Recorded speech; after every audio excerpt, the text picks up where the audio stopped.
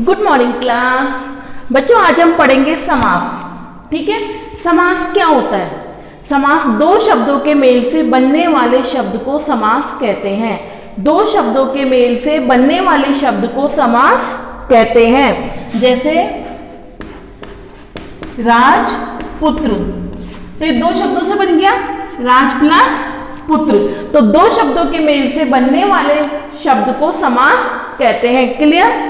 अब देखो बच्चों, इसमें दो शब्द है, तो इसको तो बोलेंगे हम पूर्व पद और इसको बोलेंगे हम उत्तर पद। ठीक है, या फिर हम बोलेंगे पहला पद और इसको बोलेंगे दूसरा पद। ये तो हमें पता ही है कि दो शब्दों के मेल से बनता है, तो ये पहला पद और ये दूसरा पद। ठीक है, या भी पूर्व पद या उत्तर पद। समझ में आ गया? दो शब्दों के मेल से बनने वाले शब्द को समास कहते हैं। क्लियर? अब है बच्चों समास विग्रह। समास विग्रह, जैसे समास विग्रह का मतलब होता है शब्दों को अलग करना। राजपुत्र, तो इसको अलग करेंगे, खोलेंगे, विग्रह करेंगे तो क्या हो जाएगा? राजा का पुत्र। राजा का पुत्र। क्लियर हो गया? दो शब्दों के मेल से बनने वाले शब्द को समास कहते हैं। इसे हम कहेंगे समस्त पद। इसमें दो पद होते हैं, पूर्व पद और उत्तर पद। और जब समास के शब्दों को अलग अलग करते हैं, समस्त पदों को अलग अलग करते हैं, तो वो कहलाता है समास विग्रह। क्लियर? अब है इसके भेद। बच्चों ये 6 प्रकार के होते हैं: तत्पुरुष समास, कर्मधारय समास, द्विगु समास, द्वंद्व समास, अव्ययीभाव समास और बहुव्रीहि समास। कितने प्रकार के होते हैं? 6 प्रकार के। सबसे पहले हम पढ़ेंगे तत्पुरुष समास। तत्पुरुष समास क्या होता है बच्चों? इसमें प्रथम पद की प्रधानता होती है। ठीक है, जैसे मैंने बोला राजपुत्र, और इसमें विभक्ति चिन्हों का लोप होता है। जैसे आप इसको खोलोगे तो क्या बनेगा? राजा का पुत्र। तो का छुपा हुआ है इसमें विभक्ति चिन्ह। तो तत्पुरुष समास क्या होता है कि जब हम इसको खोलते हैं, इसका विग्रह करते हैं, तो इसमें विभक्ति चिन्हों का लोप होता है। सुख प्राप्त, सुख को प्राप्त। क्लियर? कर्मधारय समास। कर्मधारय समास क्या होता है बच्चों? जिसका पहला पद विशेषण और दूसरा पद विशेष्य हो। पहला पद विशेषण और दूसरा पद विशेष्य हो। जैसे नील गगन, तो गगन कैसा है? नीला। तो ये तो क्या हो गया? विशेषण, और ये क्या हो गया? विशेष्य। चंद्र मुख, यानी कि चंद्रमा के समान मुख, तो ये विशेषण हो गया और ये इसका विशेष्य हो गया। तो कर्मधारय समास में क्या होता है? पहला पद विशेषण होता है और दूसरा पद उसका विशेष्य होता है। क्लियर? थर्ड है आपका द्विगु समास। द्विगु समास क्या होता है बच्चों? जिसका पहला पद संख्यावाचक हो। जिसका पहला पद संख्यावाचक हो। नवरत्न, यानी कि 9 रत्न।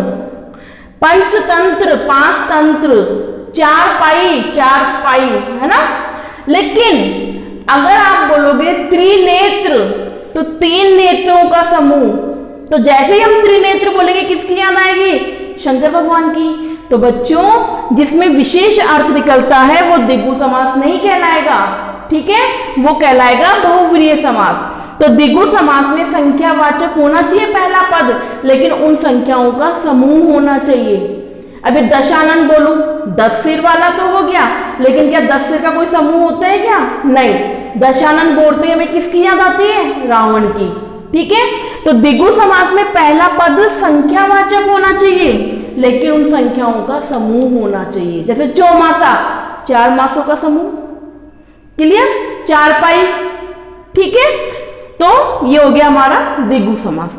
द्वंद्व समास। द्वंद्व समास क्या होता है बच्चों? जिसमें दोनों पद ही प्रधान होते हैं। जिसमें दोनों पद ही प्रधान होते हैं और दोनों पदों के बीच में निशान लगाया जाता है। इसका मतलब होता है, जब आप इसको खोलेंगे, इसका विग्रह करेंगे, तो ये और तथा, जैसे माता और पिता।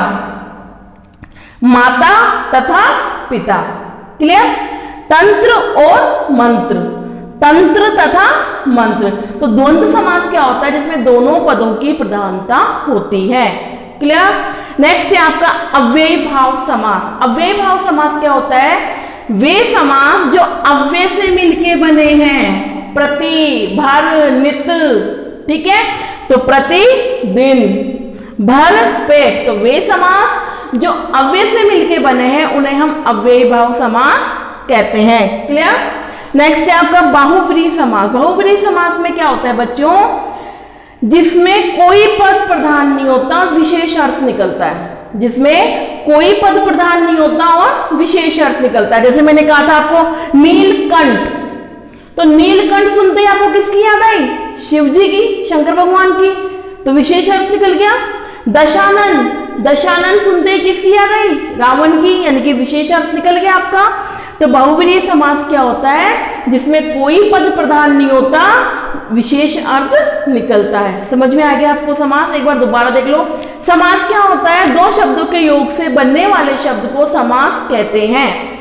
ठीक है? जब समस्त पदों को अलग अलग करते हैं उन्हें समास विग्रह कहते हैं। समास 6 प्रकार के होते हैं। तत्पुरुष समास, जिसमें विभक्ति चिन्हों का लोप होता है। कर्मधारय समास, जिसमें पहला पद विशेषण होता है और दूसरा पद विशेष्य होता है। ठीक है? द्विगु समास, जिसमें पहला पद संख्यावाचक होता है, पहला पद संख्यावाचक होता है।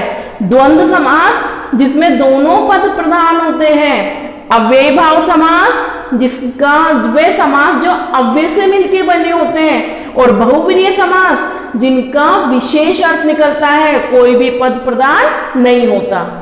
आगे आपको चैप्टर समास वाला समझ में आ गया? तो आप इसके 2 क्वेश्चन लिखेंगे। पहला लिखेंगे समास किसे कहते हैं, उदाहरण देके बताइए। समास किसे कहते हैं, उदाहरण देके बताइए। क्लियर? सेकंड क्वेश्चन है आपका, समास के भेदों के नाम लिखिए। समास के भेदों के नाम लिखिए। ठीक है? आगे समझ में आपको? थैंक यू बेटा।